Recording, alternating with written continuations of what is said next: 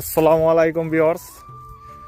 তো হাঁটতে হাঁটতে জমিতে আসলাম। এখানে আইসা দেখি আমার বন্ধু সে গরুর জন্য ঘাস নিতে আসছে এবং আমি জমি থেকে 3টা গাজর উঠেছি, সে বলে খাবে, তার জন্য নিয়ে আসলাম।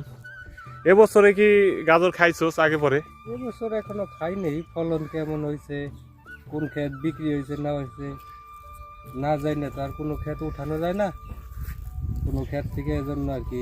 আমিও কিন্তু ফার্স্ট টাইম এই যে আজকে গাজর খামু। আমি এটা কার আমার ক্ষেত? তোদের ক্ষেত? বিক্রি করছি তো এই গাজর তাই 66,000 বিক্রি করছি, 1,000 টাকা আর কি ব্যাপারীরা ফেরত দিছি। এই যে গাজর আমি 3টা গাজর উঠেছি, একটা মানে গাজরটা কেমন যেন ভালোই ছোট, হয়েছে ফলন। আর এই যে ওই 2টা গাজর অনেক সুন্দর মাশাআল্লাহ। নিচে কোন ব্যাপারী? নিচে হইলো ওই যে দশানির জিয়া। শেষরা ব্যাপারী?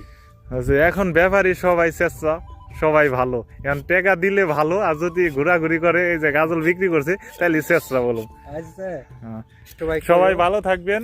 এই যে আজকে সবাই কই আমরা পাতা নিব নাকি? এই গাজর আছে আমাদের জমিতে, দেখেন মাশাআল্লাহ অনেক সুন্দর গাজর। ভালো ফলন আর হয়েছে। 22 তারিখে যে এই মাসেরই 22 তারিখে আমাদের এই জমির গাজর উঠানো হবে, ব্যাপারী নিবে।